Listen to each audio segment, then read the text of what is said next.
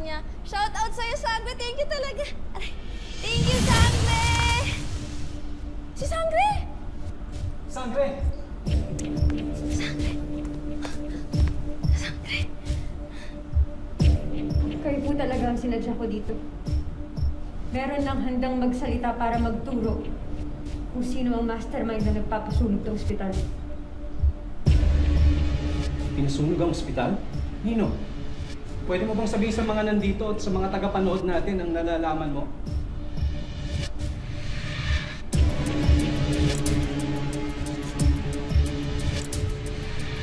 Sa mga mamamayan ng Distrito 6 at ng buong El Toro, ang nagpasunog ng ospital ay walang iba kundi si Governor Emil Salvador.